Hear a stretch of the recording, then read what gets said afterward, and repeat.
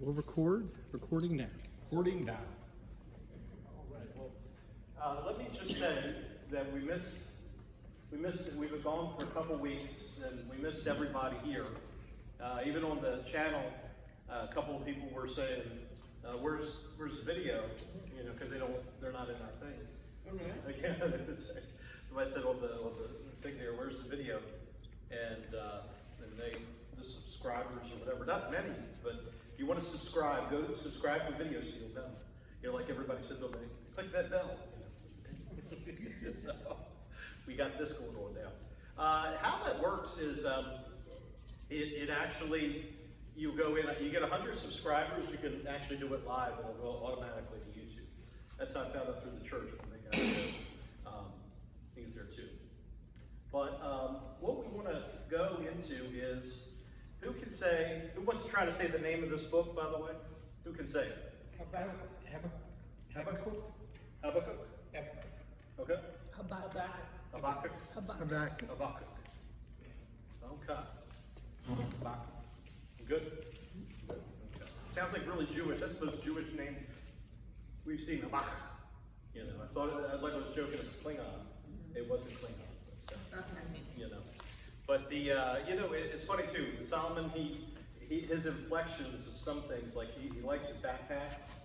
And then when I think of Habakkuk, Solomon said, "Is that your backpack?" And he goes, proud because he loves his backpacks. He picks out. He goes, "That's my backpack."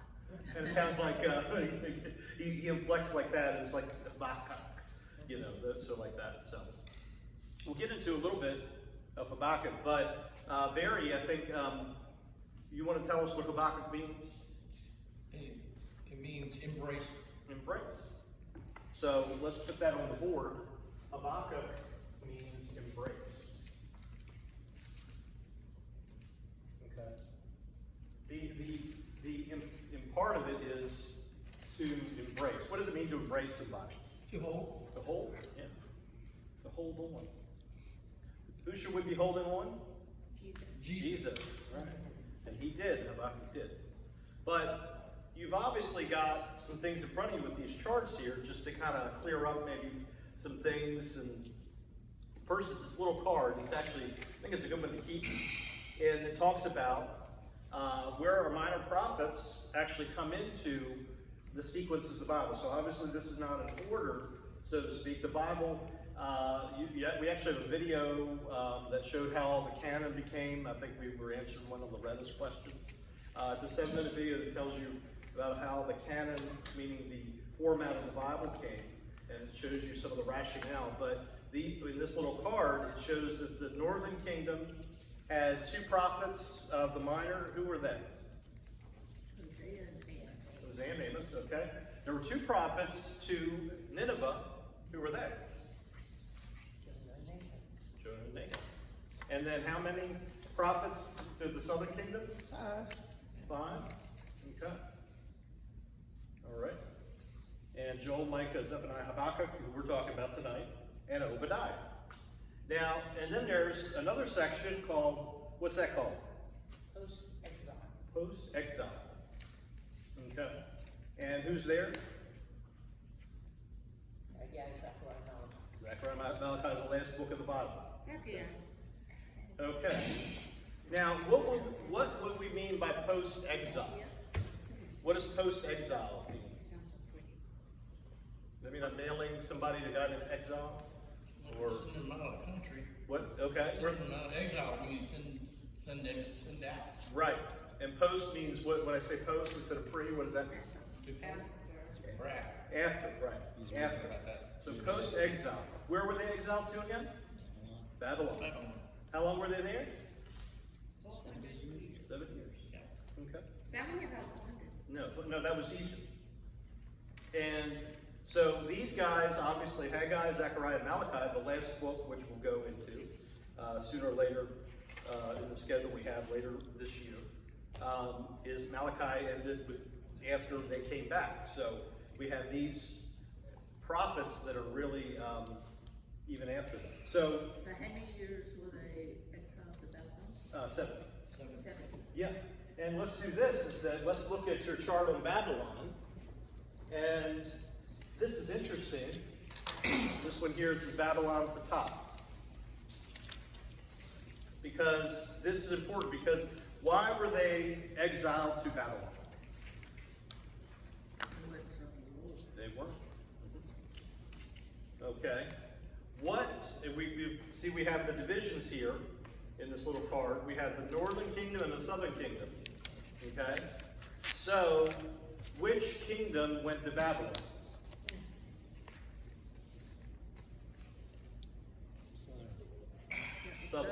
Southern kingdom.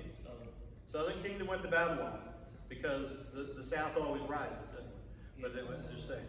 But but no, the southern kingdom went to Babylon.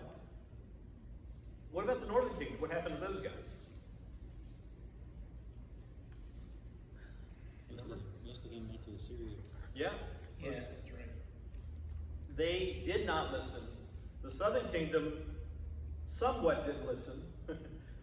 I don't know if it's a double negative. Somewhat They did listen. listened to what they wanted to hear. Right. Well, that's most of them. But the northern kingdom was warned by our prophets Hosea and Amos that you're going to go and you're not going to survive. They were corrupted and got even more corrupt with kings and things of that nature. Which kingdom, the northern or the southern, was David's place? Do you happen to have an extra one of those? I somehow misplaced it. Here, take my card. So where was David's family or tribe at? The northern or the southern kingdom? The southern. Southern, right? Yep. And he was of the tribe of Judah. Judah went there, and also what's the second tribe there that went there? Abraham, I think. Remember? Abraham. Well, all from Abraham, right? Sorry about that. No, that's good. That's a good point. They all came from Abraham. So there's a second one that was there, Judah and who? Israel. Benjamin. Exactly. Benjamin. Now, what is there's actually, and I mentioned this a few times, there's some old school people that have old school conspiracies, and they call it the 10 lost tribes of Israel, because they think in reality only Judah and Benjamin are the only tribes that exist, because they went to the southern kingdom, and whereas we just said the northern kingdom was totally destroyed by Assyria. So some people think, oh, there were only two tribes then, and then the 10 lost tribes. Why would all tribes be represented in the southern kingdom? Give a reason for that and the possibility. Some of them fled before they got actually attacked. Mm-hmm. And other ones, they intermarried with the Syrians. They became the Samaritans or Samaritans. Right. And Yep. so they're still there. They're just not identified. Right. Well, in effect, that's the northern kingdom because they're there, but they're not really. But there is 12 tribes represented in the southern kingdom. How so?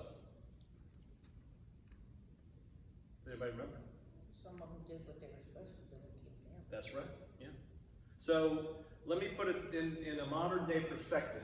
The northern kingdom is California, and the southern kingdom is Florida. Okay. Just putting it in there. A lot of people are leaving California for whatever reason and going to Florida because they like the sun. But California has had a mass exodus of people for whatever reason. Actually, New York too. Yeah, New York as well. But everybody comes down, they go to Florida. So those people are not lost. What? Texas. More tax, less tax. A lot of them go to Texas. You don't even have to pay for inspections in Florida, which is cool, just admissions, right? So but the idea is that's the same thing. People did what, like you said, did what they were supposed to do. They came and worshipped at the temple, okay, that was only in the southern kingdom. The first king made, and we sent some charts out, the first king made two places in the north and the south of the northern kingdom and said you could worship there, okay? Remember that? He said you go, anybody remember that bad king, that first bad king of the northern kingdom? Who was that? No, is it? Remember who? Is that Ahaz? No. Is it? Close. I think it might have been there. Jeroboam. Yeah, see, Jeroboam. That's the son of, Who? is it the son of David or is it? Well, Solomon? no. Rehoboam's son, he stayed in the two tribes to the south, in the southern kingdom. Okay? So they love the name Bowen. I don't know. I think it was I something. think the reason he did it was more like convenience for the people so during the travel. Right. But when you think about it, worshiping God, doing things with the Lord, it's not about convenience. Right. Well, About your willingness to go, the mile, not the convenience. well, he also, there's an authority piece there. If you go out of his land, even though you're part of his people, you're under that southern kingdom's authority. I'm losing people. And so people probably stayed down there just, migrated totally there too. And that's how we got all 12. Okay. But yeah, it's not about convenience. And it certainly wasn't about convenience. He said, hey, don't go over there. I've got stuff here for you. I mean, it's like a convenience church, instead of a convenience store. Yeah. So, but that, like Jim was saying, all the Assyrians kind of overtook the northern kingdom and they became part of Assyria. And eventually, they became likely the Samaritans and everything there too, that go about the New Testament. So, going back again, whatever happened to Assyria? Does anybody remember that? We kind of discussed it. Does anybody know from notes what happened to Assyria? Because they didn't hang They out. were overcome by somebody. Yes? Babylon happened to Syria. Babylon, yes, exactly. What the significance is that Babylon was a prime city within the Assyrian Empire. And they overtook the entire empire, you see. So literally Assyria, who was the oldest of the empires, where Babylon was born out of it. The old city came and took over maybe Los Angeles or Sacramento in some cases, using the California analogy. So it's taken over. So it's interesting too, in our United States, there are, they call reciprocal states. And what happens in being in the trucking industry, California admission laws are very strict, and they're trying to get what we hear about a lot of, this is for trucking now, a lot of 10% of the trucking is actually going in and is going to be made to be electric trucks. California is adhering to that, okay? The rest of tell them to go pound sand, the rest of the country. California's not going to do it. But my point being is that states like Pennsylvania, because they do a lot of business there, have to adapt to the same laws as the other states. So that's what I'm saying, is that sometimes an entire state, although it's in a state of weirdness and confusion, can translate to all other states. So don't think just because California's way over there and we're in the Bible Belt, meaning... So they have influence because of their business thing. Their business dealings are there, so they have to, because California, what they'll do is they'll investigate you and then say, oh, okay, you deal with, these trucks over here are not 10%. So the point being is that the influence of one city can really gravitate to it a lot, and that's exactly what Babylon did. They had an entire city moving. Now, we said, taking this Babylon chart again, okay, we have, how many, did Babylon just come in and take everything, or according to that chart, what happened? Everything. Well, what did they do? Tell me how their campaign. And what did they just come in and grab everything one day and then leave? 3 sieges. Huh? 3 sieges. 3 sieges. 3 sieges. I want to go and point out that the first siege, Daniel went with them. The second siege, Ezekiel went. Okay? And then the nation, we see the servitude of the nation. And then finally, the whole thing was destroyed. Okay? In the desolation of Jerusalem. So that's when he came in and just laid waste to the whole thing. Okay? But Daniel went with the first siege, where they took all the youth and basically all the good people that were high stakes and high end and high smarts and things like that. They took all those guys. That's why you see the story of Daniel goes like that. Second siege, they took the rest of the people that could be indentured workers and priests and things like that. So Ezekiel went over with that. Or, excuse me, Jeremiah went over too, I believe. And so in the 30, just everything was destroyed. There was nobody that went over because anybody who was going to go over was already over there. So the siege was basically the true destruction, okay, of the city of Jerusalem. particularly Jerusalem. So, but interestingly enough, every siege had, the first siege exactly was 70 years, and then the second siege was exactly 70 years. Okay. Did you say 70 or 70? 70. So the first siege, whoever was taken there, those people went over there 70 years. But then the second siege, which is a couple years later, they were there exactly 70 years as well. And God actually brought them back to that there too. So that said, is that in our modern history, mentioned here before, the first siege corresponds with after a lot of calculation and everything, corresponds with 1948 of Israel becoming a state. There is a calculation that shows that is significant when they came back. That's exactly where Israel came. And then you find out that the second siege is from the 1967 war, and there's correspondence exactly there with our modern day Israel. I think it was the 6-day war that they had. So it's interesting, right to the year, not even within a range of it, the year here, and then it corresponds with exactly what God did with Israel. So it's not a coincidence of these times, exactly right. But this shows you there the servitude of the nation and the desolation. So it kind of gives you the overview. Okay? All right. So, and Habakkuk was just before this, to get back to the point. Okay? He was just before the first siege of Babylon. They knew they were coming. Okay. Let's do this here. Let's see. They overtook it. Okay, Daniel and Ezekiel were contemporary prophets, and we already got our thing. Does anybody know who Habakkuk's king was when he first came on the scene? Josiah or Josiah? Josiah. Tell me something about Josiah. He was the king of Israel. I think he was the first king. Or no. He was He got rid of the idolatry, the worship and idolatry. Exactly. Kind of did a reform. Right. And somebody has, I think, we're going to go briefly over Josiah's life because I think it's worth mentioning. Yeah. For the Lord. Was he, What's that? was he the one that invited the Babylonian officials in and said, look at all the cool stuff I've got? No, that was Hezekiah. Oh, okay. Yeah, that's why they even started to think about it. That was a boy who became king. Yeah, he was a boy when he became king. So, but for Hezekiah, they said, it's kind of like inviting the neighborhood thief into your house. Hey, I just got this new TV, so let me come here, look at this. But Josiah was a boy king when he came into power. So he was well known. So let's look at Josiah's life. Somebody's got 2 Chronicles 34. Okay, put over here. 2 Chronicles.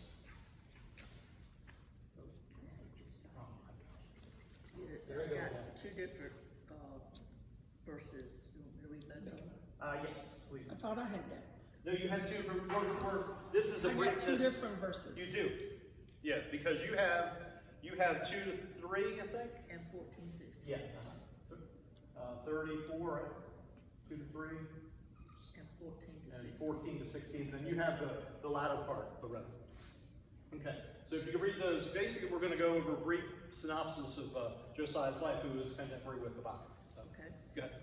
He did right in the sight of the Lord and walked in the ways of his father David and did not turn aside to the right or to the left. For in the 8th year of his reign, while he was still a youth, he began to seek the God of his father David. And in the 12th year, he began to purge Judah and Jerusalem of the high places, the Asherim, the carved images, and the molten images.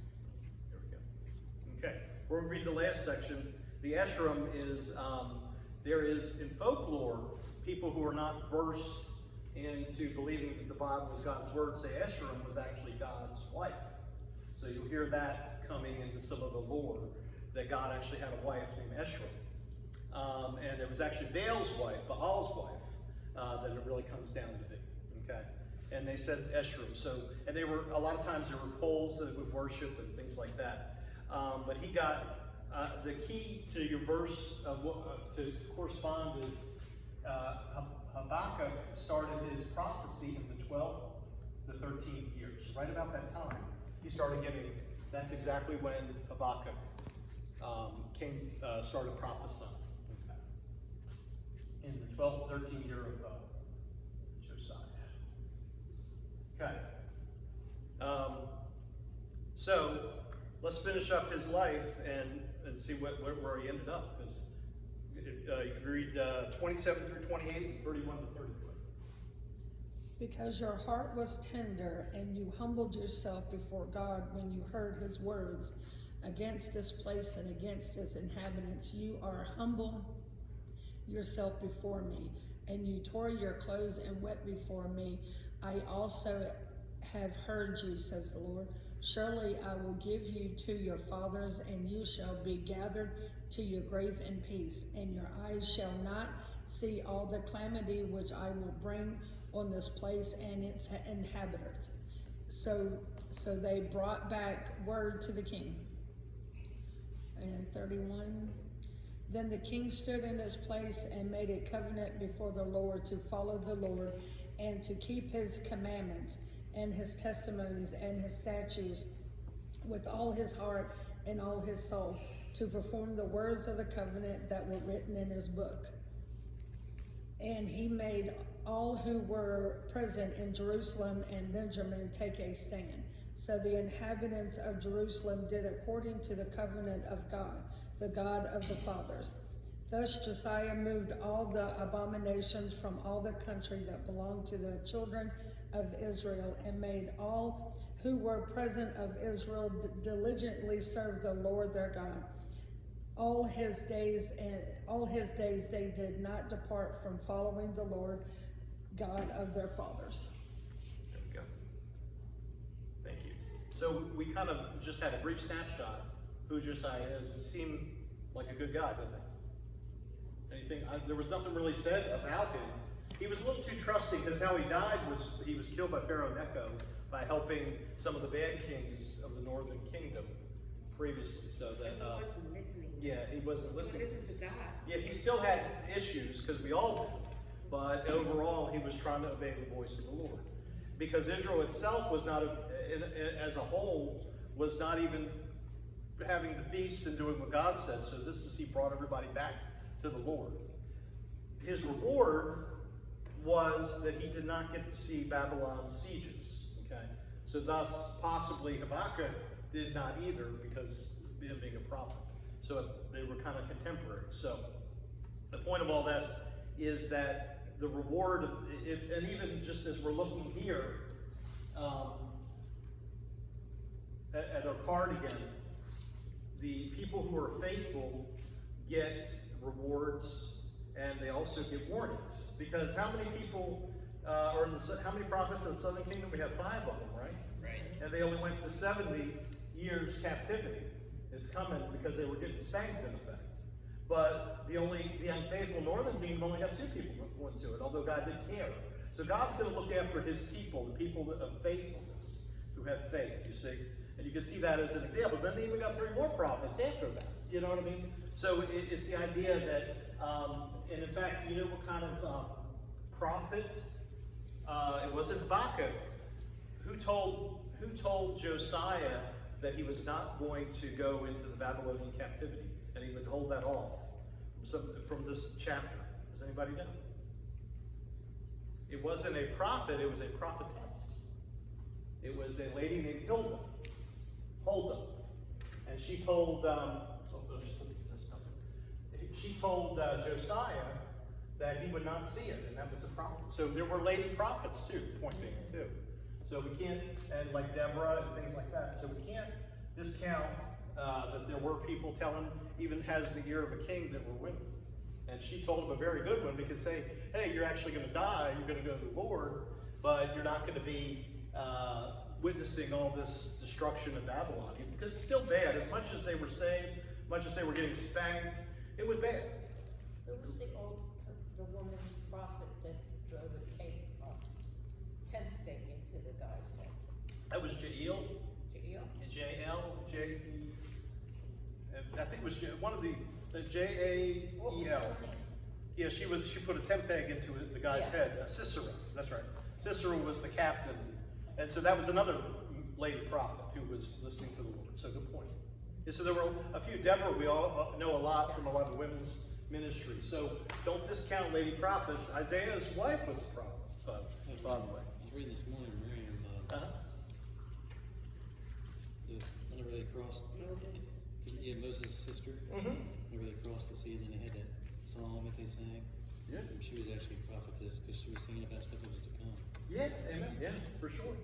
So it's like in there, and that we put out the Promised Land where Miriam says, "I just like to play," and she was making fun of how nobody is sometimes listening to her after the first song. I had a good hit.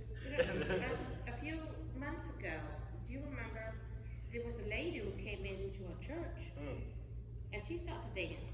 Yeah. The shaky thing, was it? No, the tambourine. I forgot what she did, but she started to dance in the middle of whatever the better aisle to get to the stage. And we didn't see her after that. Yeah. Remember when? Maybe she was an angel. Could be. I see an angel every morning when I wake up. So anyway, continuing on, let's start Habakkuk 1 through 5 in a second, and then we'll go into some other things here. But I want to establish one of the biggest things different than any other place, and you'll see it in this first passage, is that Habakkuk had no initial mission from the Lord. You know what he did? He went and sought the Lord himself first. Every other prophet was called, like we know Jonah's called a lot. Hey, the Lord called Jonah, go do this. Every other one was saying, hey, I have a mission for you. Here's your mission. Go do it. I'm giving you strength. Habakkuk said, I'm going to ask the Lord myself, just with no particular reason. I'm seeking the Lord. I want answers from him. And then he got a mission as a prophet. So he's the only one like that. So it's interesting that he wasn't called. He was kind of already seeking, and he just kind of went right into it. So that was an interesting case of Habakkuk. So let's read verses 1 through 5. Who's got that? I have that. Okay. The oracle which Habakkuk the prophet saw, how long, O Lord, will I call for you, and you will not hear? I cry out to you violence, yet you do not save. Why do you make me see iniquity and cause me to look at wickedness? Yes, destruction and violence are before me. Strife exists and contention arises. Therefore the law is ignored, and justice is never upheld.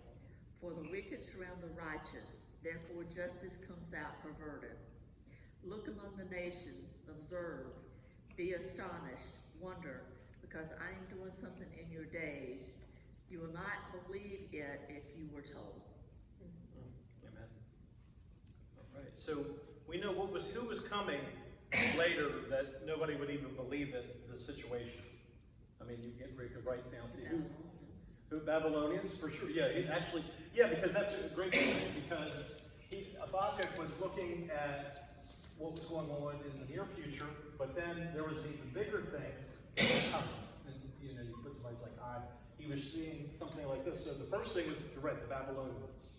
What was a bigger thing that nobody could have expected? There was something in the Bible that mentioned the Chaldeans. Chaldeans, yeah. The Chaldeans is the area, thus it's Babylon. Yeah, okay. Yeah. So you hear Chaldeans, you hear the land of Shinar, all that is the Babylon related. Good point. But you could also, this is Babylon for sure, but also you could put Jesus into this category, right? Yeah. Jesus is coming. But also, as we're, Bible, we love the end times, we could also say the second coming is also implied here. But I'm talking when I say Jesus is at the first coming here, right? But the second coming too is also something, because nobody could have ever known or what to do with either one of those. But definitely Babylon was on the horizon. So when prophets are prophesying, they're looking at sometimes something in the near future or something in the far future. near and far, you know, like the candy now and later, right? So you have now and you have later. So the idea is that you're looking at this and you've got to think that, okay, is he talking about now? So it can get confusing within Habakkuk, is I guess really what we're trying to say too. You got to almost, he's going to mix the metaphors. He's going to start talking here, then he'll start talking there. So do not get confused and keep those things in mind as he's switching back and forth, okay? So, but the near part is definitely going to be Babylon, and he's going to speak about things there. How we know the final interpretation of what actually was Christ's first coming and what he did there, more so even maybe the second coming, which you can still fit into there, is what Paul said in Acts 13, 37 to 41. So who's got that?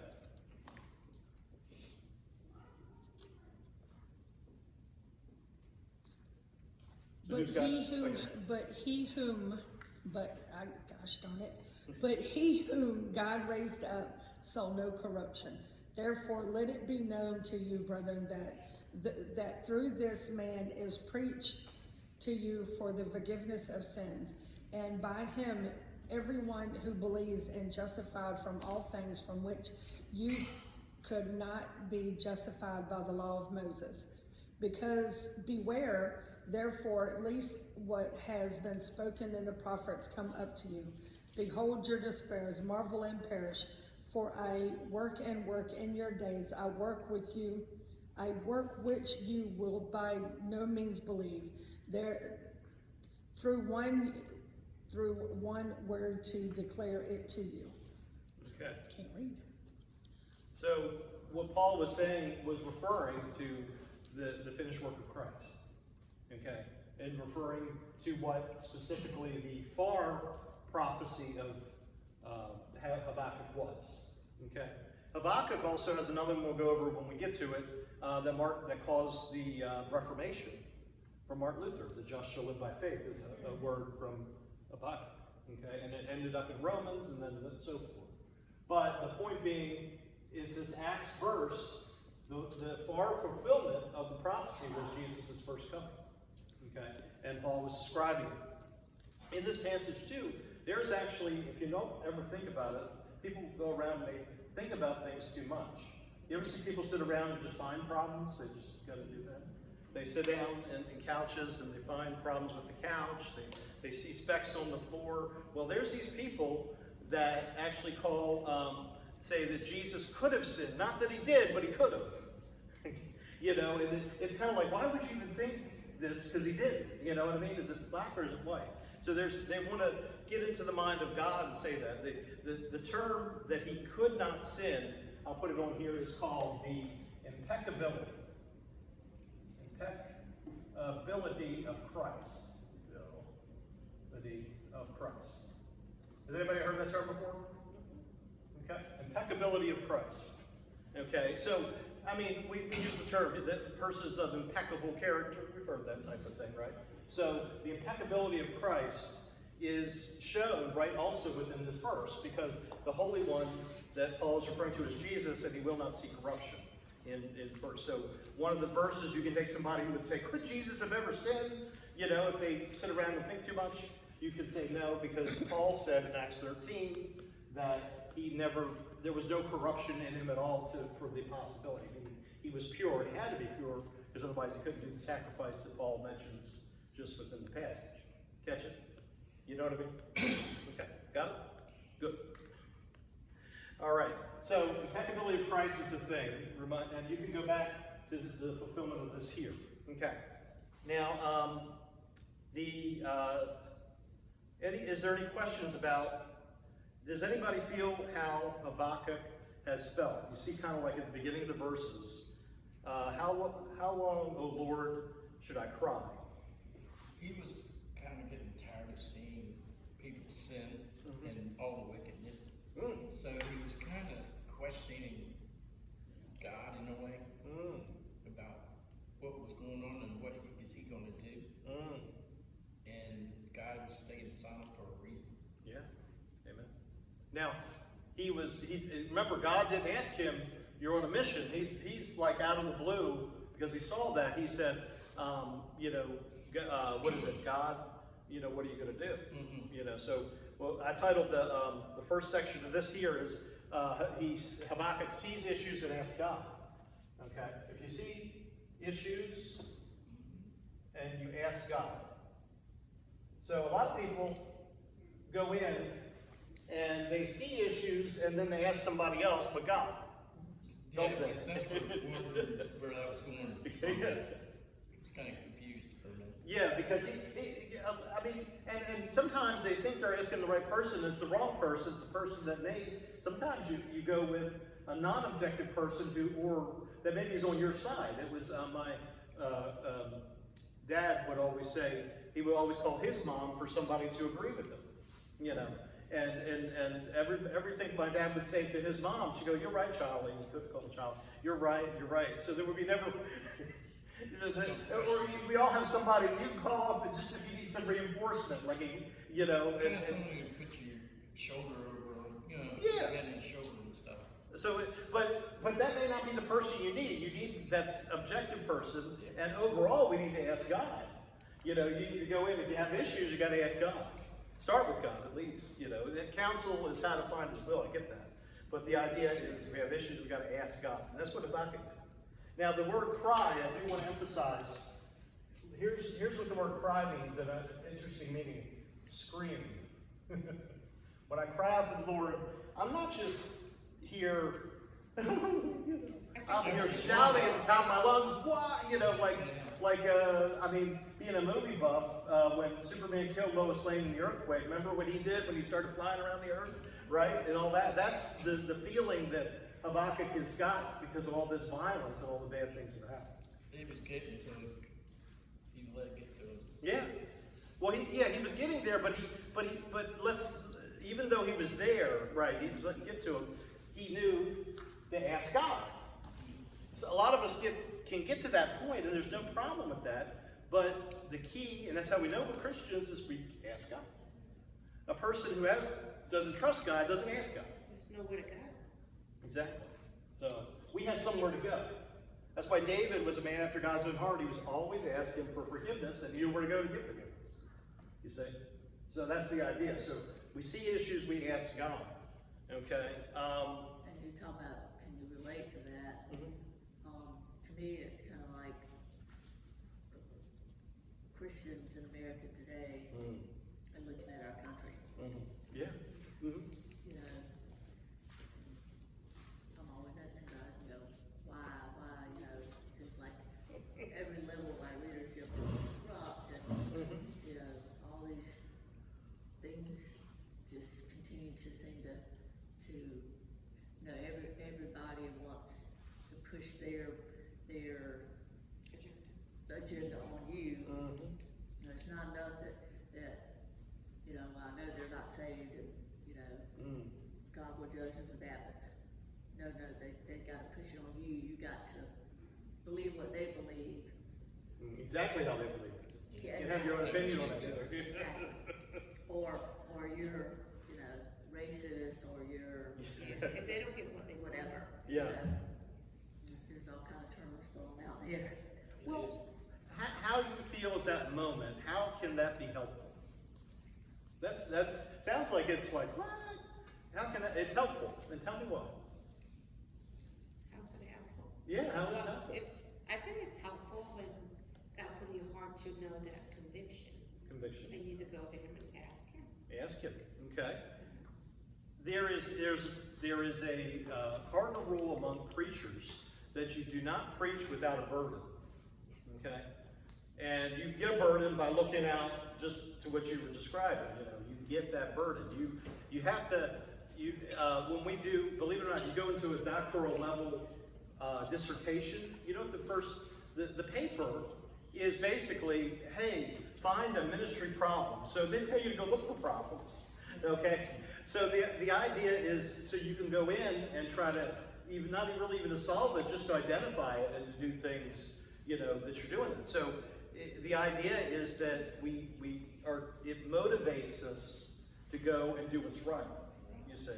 So if you're seeing problems and you feel bad, like certainly Habakkuk was, be encouraged, because when you're convicted that this is sin and I shouldn't be a part of it, needs to change, and I can go to God who can change it. You need to get right, yeah. Yeah. So, I mean, I may be okay, but I'm just crying because for our country, as we all do, you know, in many cases. But the church grows with perseverance, we already know, but also grows with persecution. Okay? So perseverance, because things aren't smooth city all the time, and it's so hard, and you're up and down, you grow by that. You wouldn't, if things stayed hunky-dory all the time, would you really care? Would you really even want to come? You know, you have to go through something to get back to the rightness with God. Because we're human wickedness, yeah. Yeah, wake-up call. Yeah. Not that we're really looking, we could get, probably the worst thing is, what do they call it, is your, in America today, we're complacent. That's the word. We're complacent today. We think everything's going to be fine. God's going to take care of us. And I don't have to do nothing. I can sit back on my laurels. Don't have to read my Bible even, or make an effort to do this or that. Because remember, all the stuff we talk about in church is against your flesh, right? Your flesh doesn't want you to do all that. You know, so you've got to go and make it a point and find that problem. That's why we even have communion, is so you can find a problem. If you think about it. So look at Habakkuk. He's doing that, you see. And its first step, what is it? Who watched G.I. Joe, and what did they say at the end of it? Remember? Remember G.I. Joe? What did they say? Knowing is half the battle. So first part, and then you hear the G.I. Joe boat, so I know it's down. So I'll tell you the story quick. One of my roommates, his name was Darren, and he's heard me when I was sleeping at nighttime. I was struggling. I don't know why. I was like, and he goes in and he said he was tapping me, Charles, you okay? And then something, I smiled at him and went over and looked this way and said, the G.I. Joe, G.I. Joe. And I never remember saying that. But I started singing the theme song and went back to bed, and he went back to bed too, but I don't know why. But it was I don't know why I was singing. I wasn't even dreaming of G.I. Joe, surprisingly. But the idea was that knowing is half the battle, and the identification of problems are to go ask God. So sometimes you could ask God, you can reveal things, but also you knowing things is part of your already growth. See, as a Christian, we discern things as well. Growth shows I'm finding stuff. Because that's what a scientist does anyway. He always finds stuff. He tries to disprove, tries to always find things. So, any questions? No? Pretty good. Fun driving. We find also, too, interestingly enough, the background of Habakkuk might have been that he was a priest. Because he talks about, at the last verse of the entire book, that he was, talks about singing songs, so it could have been in the order of there. So he had a kind of a background to go and seek God. So sometimes he would, like say, our guy Micah, who we got out of recently, was more of a lay person. He wasn't a sheep herder, so it's probably he was within the boundaries of the temple. So they think that Habakkuk was that way. So he had the background to go in and actually kind of know some base points to seek God for help. Let's see. I want to also put something. Oh, in verse 3, it says, "For plundering and violence are before me." You guys got that? Well, kind of you see violence is before him. Okay. Here's the word for violence in Hebrew. Yeah, I've heard that before. Yeah, that's what violence means, Hamas. So if you go in and like looking, for some of the reasoning behind that, that's what they want to do in Israel. Is Hamas is the point is violence. So that's the thing. Is we got to look at that. We got to be. Bible talks about Proverbs a lot of people who want to start violence. So it's not just they're got issues within themselves. They want to put those issues on other people and then start everybody coming together in an anarchy type of thing. So those are really bad people who do that. So strife and contention, things of that nature. Anybody ever wonder what takes God so long? Because He's got his own time. He's got his own time. God's timing, Yeah. and He wants every soul to be saved. Wants every soul to be saved. 1,000 years is a day to the Lord. That's right. Well, that's that one guy. He said, could I have $1 million? God, he was praying for him. He said, give me a day. You know, so it's funny. He's like, you had to wait 1,000 years. But That whole thing with he told Adam and Eve, if you eat of the fruit, you'll surely die this day. He didn't die till he was like 970 or something like that. yeah, Well, it's within that 1,000 years. yeah, that's right. That's a good point. I never thought about it. That's true because they didn't. I don't think they last too long in the garden. I think they didn't last a week. So that's a personal opinion, but I don't think the devil, once everything was good, if the devil fell, all that stuff is like the worst week ever, you know, in all of creation. Is it okay to question God? We said we can ask God, but is it okay to say what's taking him so long? Yeah. Okay. It is. But the book of Revelation talk about it. Yeah. All the saints will cry out to the Lord, when the Lord? Not yet. Well, so a gentleman named Scott used to come to our classes. He had some issues. I don't know where he's going now. I think he's just watching online. And he was expecting, I remember one time he had this issue. He was expecting me. I said, this is not happening the way I want it. I told him, you go and tell God that you're not keeping your promise. You can say that to God. You can tell God, guess what? God is a big boy. He can take your doubts. He can take your screams and your violence. You can tell God, if you don't think God is acting on your behalf, go tell God, I don't think you're keeping your promise to me. And that's okay to say. You're asking me that. You're telling him that. And you know what he'll say? He'll either prove it to you or change your heart, right? So you're not going to squelch his plan. But if you don't think that things are happening the way it is, you go to God and say, God, this is not happening the way you said it was. I'm reading all these verses. That's what I told the guy too. I'm reading all these verses that you're going to provide. You're going to do this, and you're not doing it. You tell God that. I'll tell you to do that if you think such a thing. And God will give you the answer back that he is going to do, and you'll find it. You'll hear answers. No doubt. So Did he ever get back to you about that? he did. He was surprised that I would say that. He was here in the church. He said, "You tell God, it ain't happening. Where are you? You know, this is what Habakkuk would say, right? He said, "Where are you, God? I know you're there." You know, and you get to the thing called "Why do bad things happen to good people?"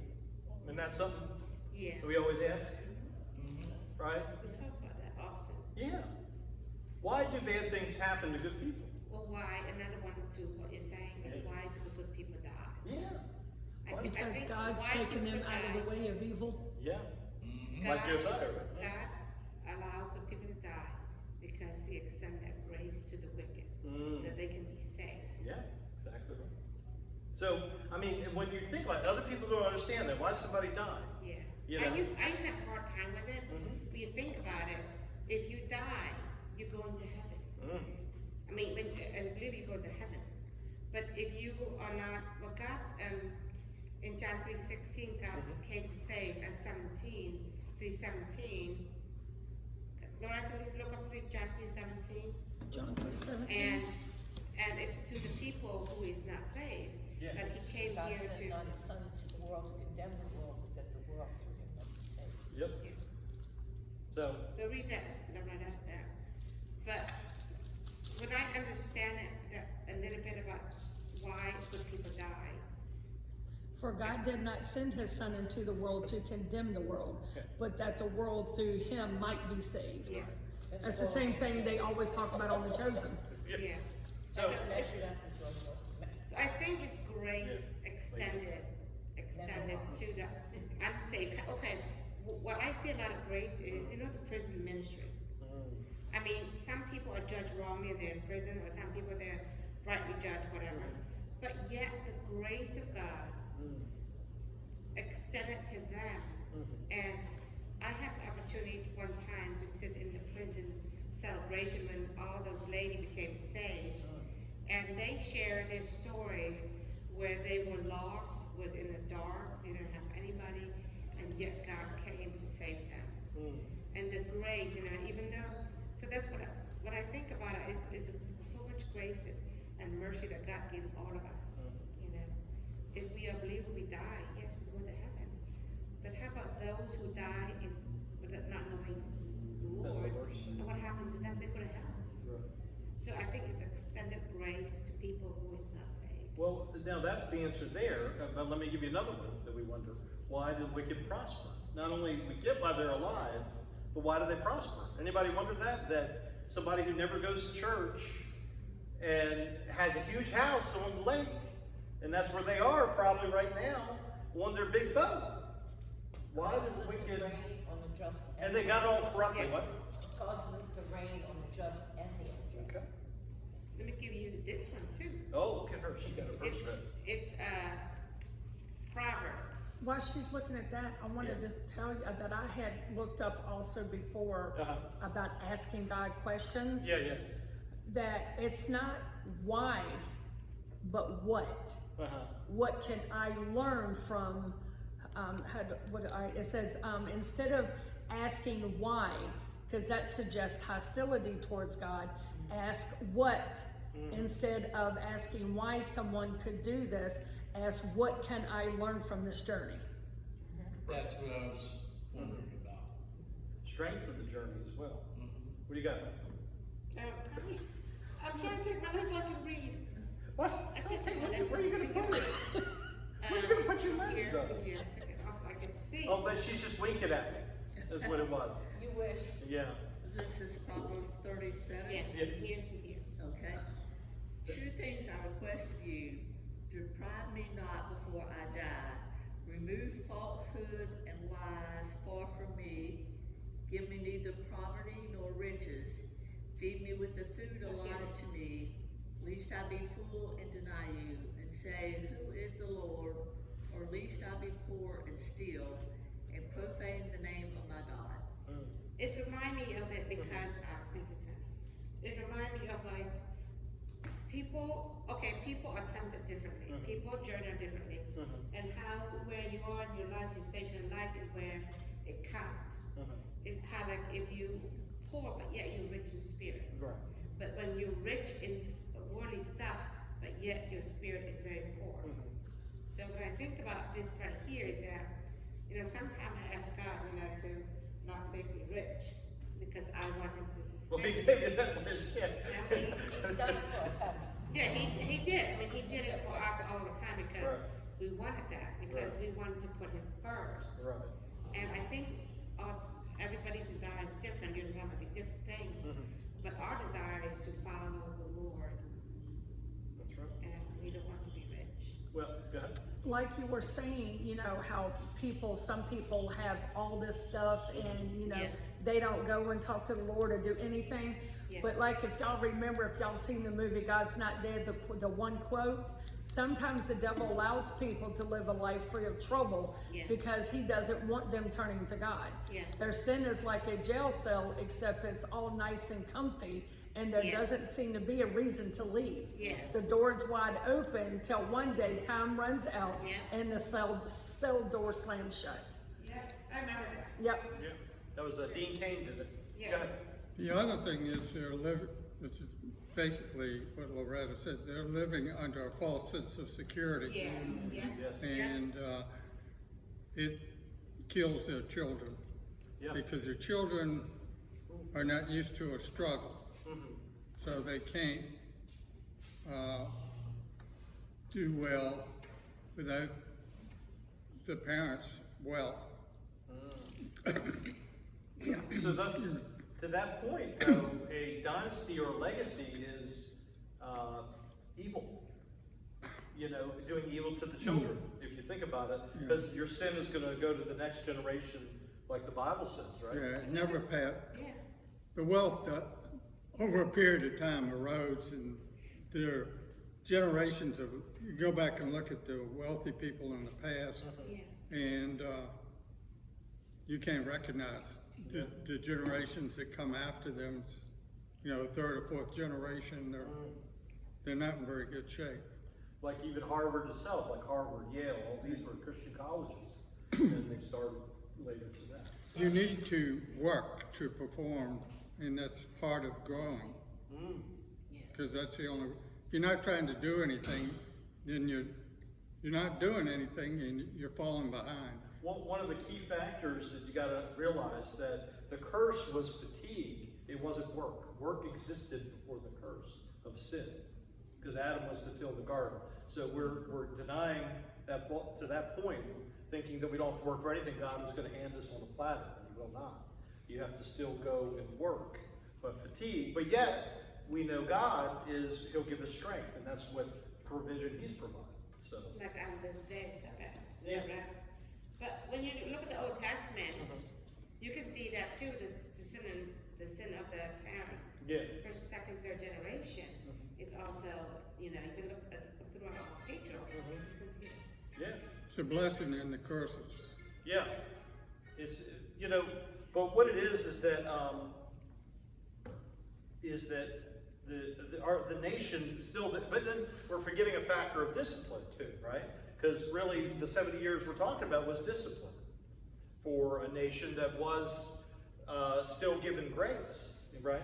So, but yet they were still given grace by discipline by going to Babylon. It didn't seem like it, but it produced. We had a sermon a couple weeks ago how peaceful fruit that is brought by the discipline of work. So the pastor said. So, and that's by Hebrews chapter 13. So work is not necessarily a bad thing. Hardship can bring about change, can it not? Depends on what you're working at. Yeah, exactly. So there's also the goal there too. And that's the what that you're talking about. Right. Okay, let's move on because just for time's sake, because I knew that, see, in disclosure, I knew this was a good talking point. We could talk on this one for a long time. But who has 6 through 11? I do. Okay, go ahead. For lo, I raise up the Chaldeans, the bitter and hasty nation, which shall march through the breadth of the land to possess the dwellings that are not theirs. They are terrible and dreadful. Their judgment and their dignity shall proceed of themselves. Their horses are also swifter than the leopards, and are more fierce than the evening wolf. And their horsemen shall spread themselves, and their horsemen shall come from far. They shall fly as the eagle that hasteth to eat. Okay. Eat they shall come, all for the violence. Their faces shall step up as east wind, and they shall gather the captivity as the sand. And they shall scoff at the kings, and the princes shall be scorned unto them. Thou shalt deride every stronghold, for they shall heap dust and take it. Then shall his mind change, and he shall pass over and offend, imputing this his power unto his God. There we go. Now, you get a Cupid doll if you can tell me how do we know just from this, I know it's Chaldeans, so don't think the Chaldeans part. Yeah. Okay, because that means Babylon, we just said. There's another indication that this is Babylon by, I'll just narrow it down. How does verse 8 tell me that this is Babylon?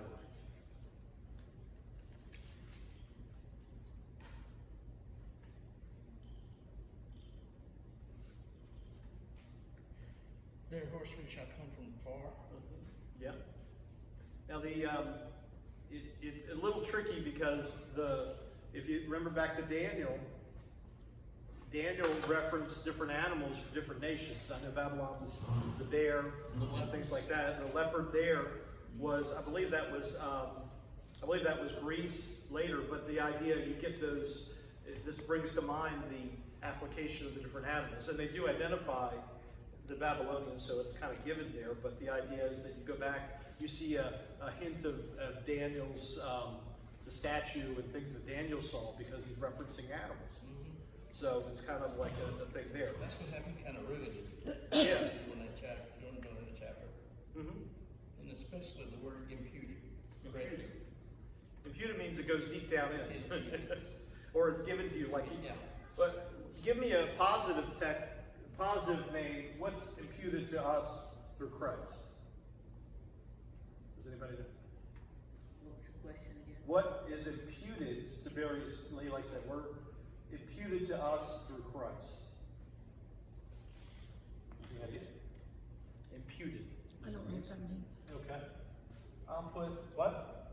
Grace. No. Through grace. Imputed equals righteousness. With Christ. Okay. So Christ imputes his righteousness. What that means is that he gives us his righteousness through his sacrifice. You say? take our sin and trade for that. Yep. But he puts his righteousness on us in fact. He's putting that, but it's not just kind of putting it there, it's clothing us, all the nice little metaphors. So that's what I kind of got left in the dark on that word there. So, but that's what I imputed in this case here could mean they're going to go and really do some violence. But the other part, we want to go back to imputed and be reminded Christ imputed his righteousness. So if he didn't, then we couldn't go to heaven because we would be in our flesh because flesh cannot see God, right? So, in fact, remember he said to Nicodemus, he said, you got to be born of water and of the Spirit. So you had to be born first as a man who accepts Christ, and then you're born of the Spirit, and then you can see Christ. So that's how you're born again. But imputed is a big word. So imputed, well, I guess maybe not the people side. Imputed Christ's righteousness. I'll just put it there. Maybe there's, yeah, that's better. Imputed Christ's righteousness is what we did. So they're imputed, what verse was that in? I think it was like 9 or 10. Yeah, 9. Okay. Yeah, But this is a theological fact here too as well. So imputed Christ's righteousness, anything imputed to them is probably violence. Sorry about that. Okay. What's that? This is verse 11. Okay. Well, anyway, let's continue. The 6 to 11 shows that Babylon is an instrument of judgment. Instrument of judgments. Where do you go? And then, and discipline too, I guess I should say. Yes. In 11, verse 11, Uh-huh. is it the last line of verse 11 that has impute? Is it? I don't know, I'm asking. You know what? Because I have a scribe. Yeah, I think that would be impute. Is I that what got you all got? Mine transgresses. says pass What? pass on. Pass on? Transgresses. Transgresses? Okay. So ascribing this power, what do you read? We'll read with transgresses what do you have? 6:11. Then his mind changes and he transgresses. Oh, but go on to the next one. The next passage. Is what- He commits offense, ascribing okay. Here it is. this power to his God, and that God is lowercase. Yeah, that God, because that's where this passage goes in the bad way, because this is the Babylonian gods. He's going to basically, okay, here's the deal, is that do you think the Babylonian people knew they were trusted God enough to say, hey, I'm being an instrument of God, I'm going to attack? They were probably praising the Lord. I got this siege going on, and I've got all this temple stuff now, because they don't even know the God is the Lord. So that's why he's ascribing that to his God. Or imputed, as Barry was saying. Okay, and what's the other word you had? Multiple gods, right? Yeah, they had several. Marduk was the king that had a pantheon. What was your word you had? 11, mine says pass on. Okay. So we got here, let's look at imputed, pass on. Okay. And then ascribe. Okay, there's even praise songs, ascribe. So all this is what Christ does with his righteousness. So thinking of the positive sense.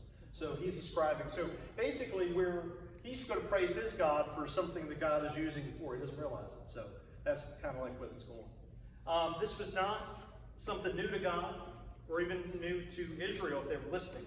So I think, Cliff, you had Deuteronomy. Was that Deuteronomy? Was it 28? Yeah, 30. Was it 28 or 38? Oh, I don't know. 28. 20, 28, 49, and what? I don't know, to be honest, right now. Part, it's a little part. Yeah. You can't see it anymore. Deuteronomy, 64 to 67. Okay. 28, 64 to 67. Yep. So hit 49 and then skip down to there. A lot of skipping. The Lord will bring a nation against you from far away, from the end of the earth, swooping down like the eagle, a nation whose language you do not understand. And then the next part was, Yep. help me, 56? No, 64 to 67.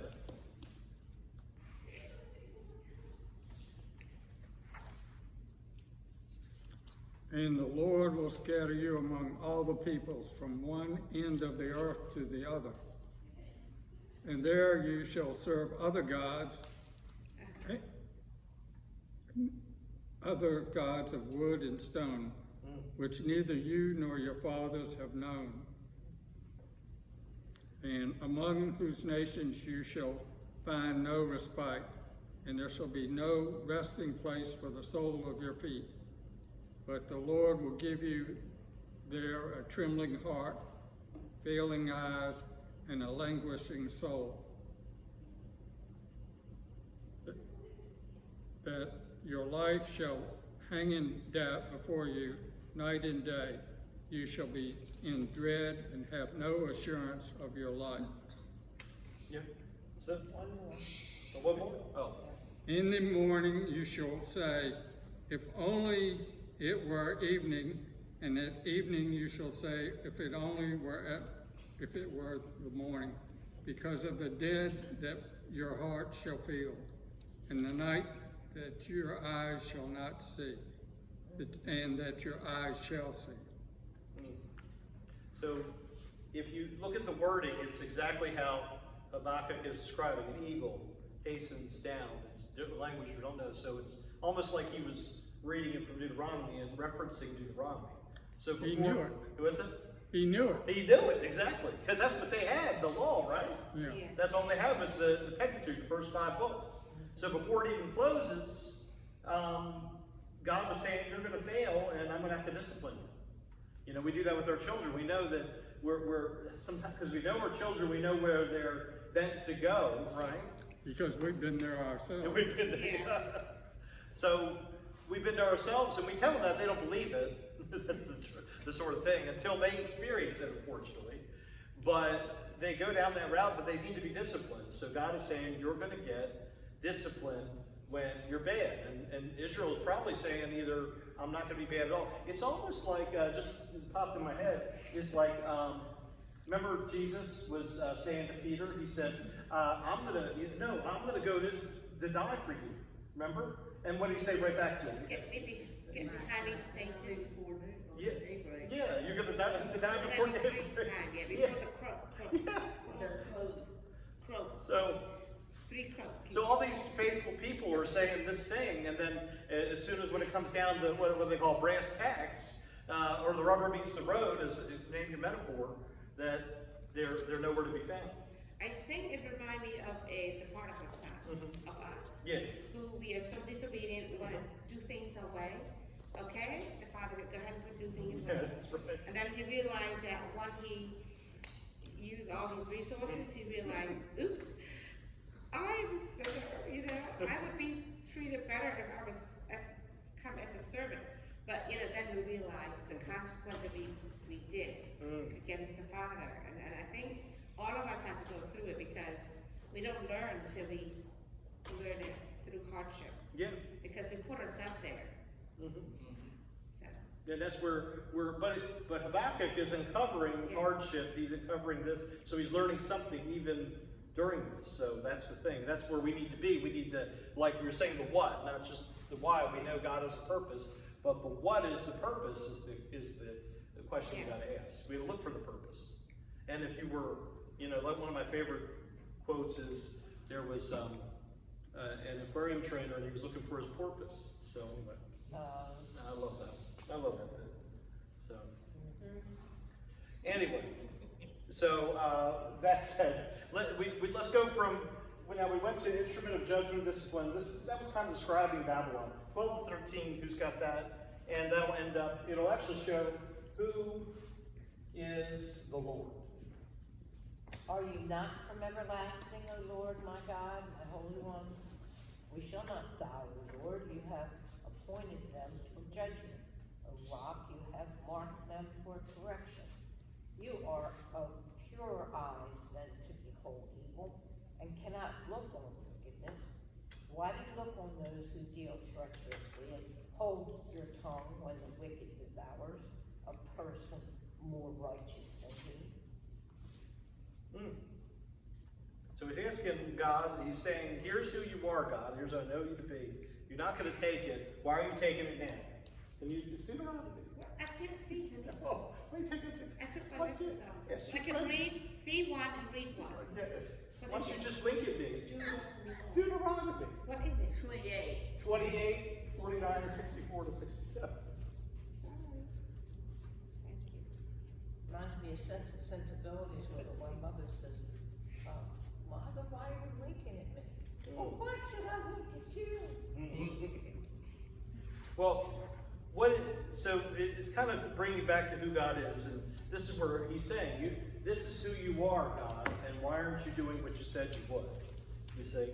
So he's acknowledging who God is. It's almost like he's doing a Lord's Prayer. It's like, you're from everlasting, oh my God, the Holy One. If you think about it, look, Father who art in heaven, hallowed be your name. Your kingdom come, we will not die. And God appointed the judgment, O rock. And I mean, he's going and really praising him. He's not just saying you're not keeping your promise, but he's like, I know you can. Why aren't you? You know, what are you doing? He's just wondering why. Yeah, he's going to trust him for whatever, but he's saying, can you give me a little preview of the type? You know, yeah. But what Connie read me earlier, and it said, who is the Lord, remember? Yeah. And talk about who is the Lord, unless I be poor and steal. But the verse is, who is the Lord, is that you asking who is the Lord. Right. If you deny me all these things that I'm doing what is right, then you deny me. Then I can go back and say, who is the Lord? Yeah. Who is he? Yeah, I'm going to say that if I don't Yeah. trust. But here we're saying, who is the Lord? Like it's saying, who is the Lord? I know who he is. Yeah. And so, and this is where he is. Well, Now, it doesn't say that at the Yeah. beginning. It says, aren't you the everlasting, O Lord, my God, my Yeah. Holy One? You shall not die. O Lord, you have appointed them for judgment. O rock, you have marked them for correction. You are the pure of eye than to behold evil. Mhm. You cannot look on wickedness. Mhm. Why? Then he starts. Why do you look? yeah. I mean, he's doing. Now, here's the thing.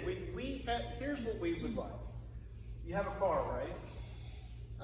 What do you have at nighttime when you go home? What are you going to put on at your car so you can see at nighttime?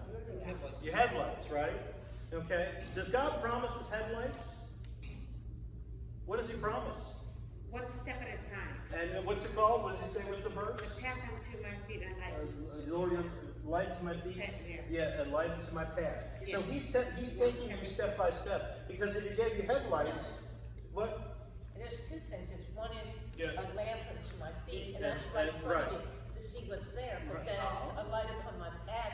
You can see ahead if you're listening to it. Right, and you can look and hold that lamp, that same lamp, and then see ahead. You But hold it in up the and you range see of ahead. your eye. Right, but the thing is, if we had the headlights, we would see what's up ahead and trust in our own selves to steer clear of that tree.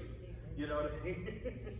So, but if we don't have it, we really do have to trust the Lord because he is taking us in the step, you know, and that's the thing. So I think the lesson out of that is that trust the Lord in the steps that he's bringing to you.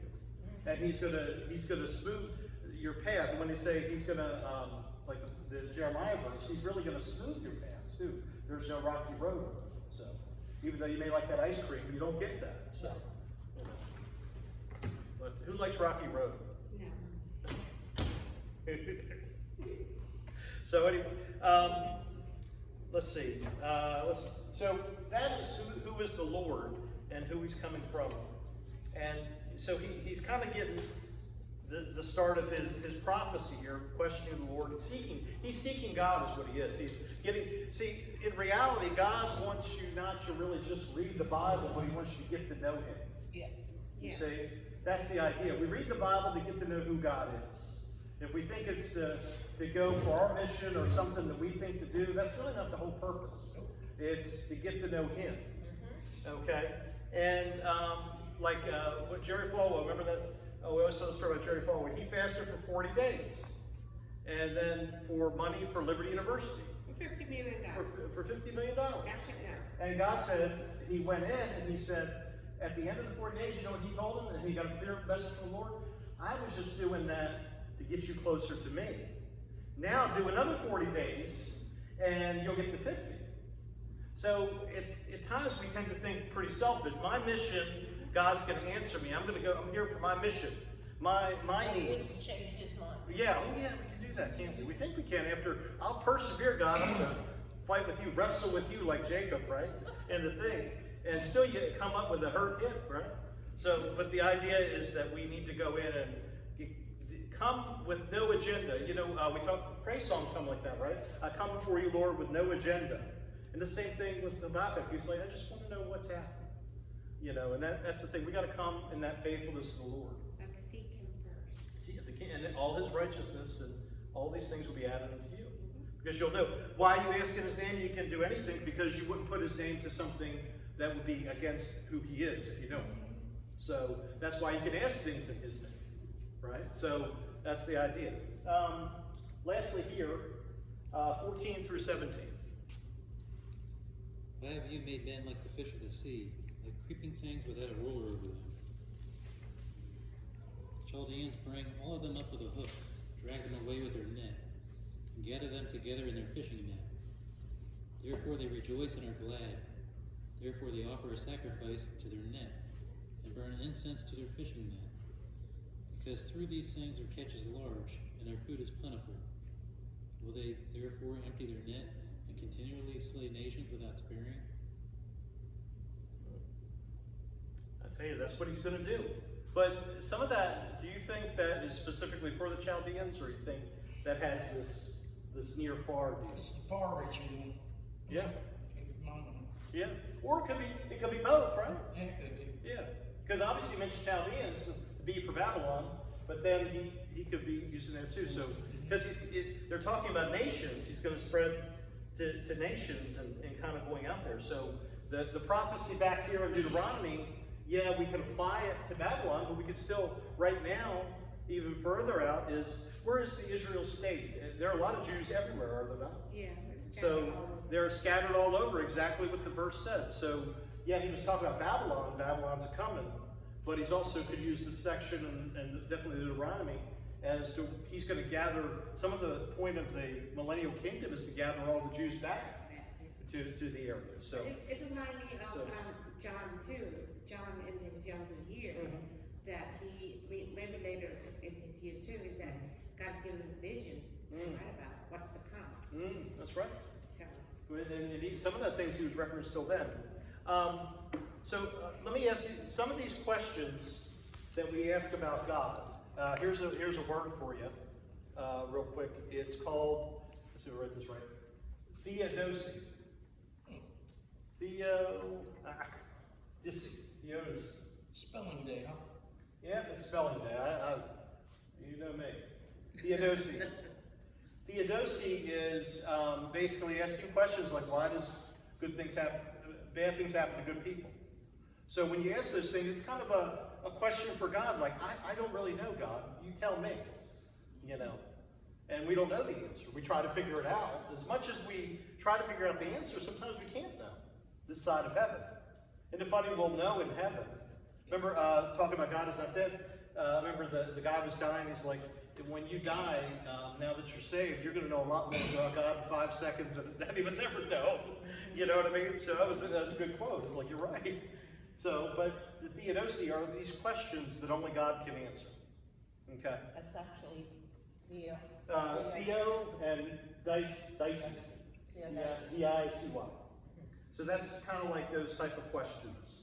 And just to promote it, we sometimes as people, we tend to put our trust in government. And Theodosi was asked, is like, why I think government, this I'll just give real quick, is why should we not trust in the government? Because that was part of Habakkuk's original thing. Judgments are just going awry. We see all this crime, and our government isn't really doing anything, right? So to speak. They're trying, and they're trying to get it right. I get it.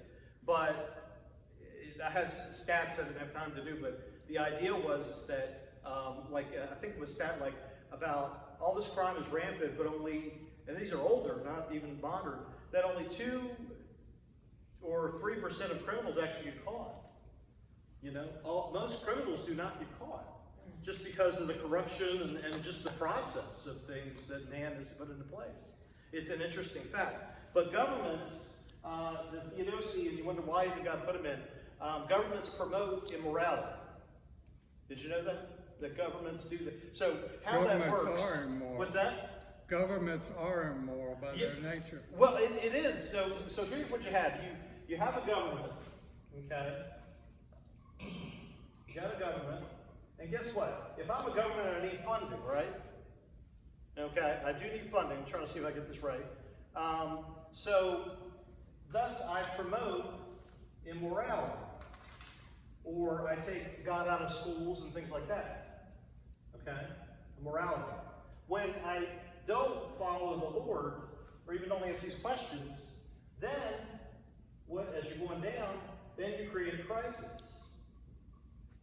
Okay? You get me? You create a crisis, so you have government needs funding. Doesn't have its funding, so you lax in your spirituality, and then... But you asked for the wrong motive. Right, yes, but what I'm saying is government is doing it. The secular government.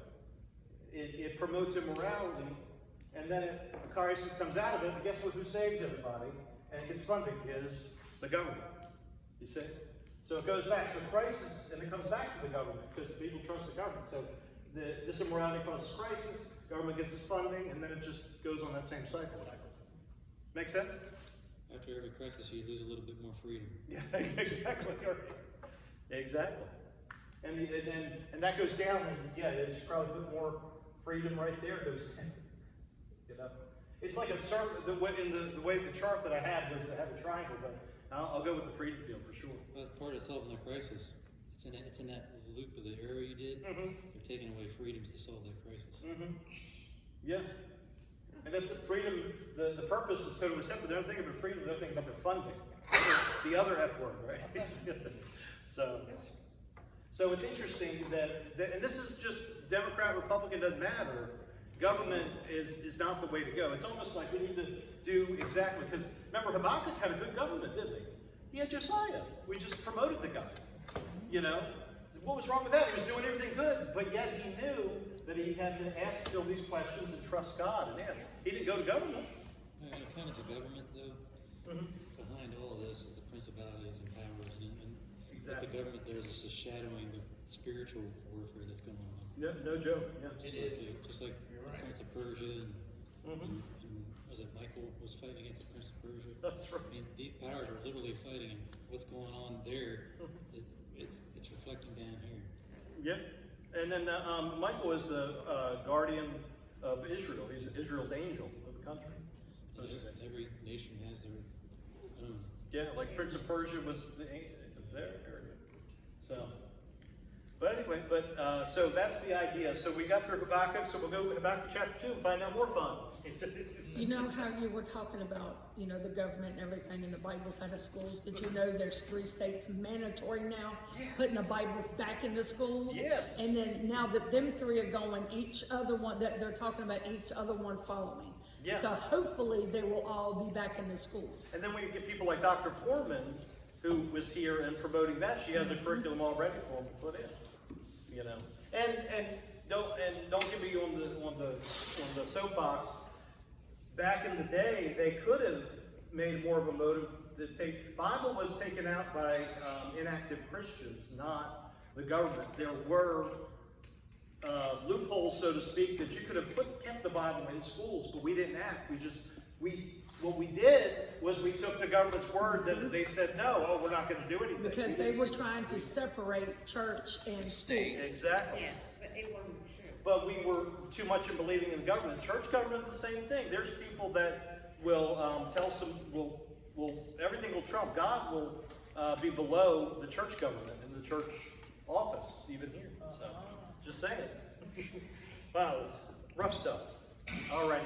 But, you know, that's why we got to ask. That's why we ask God, right? Yep. All right, who would like to close in prayer?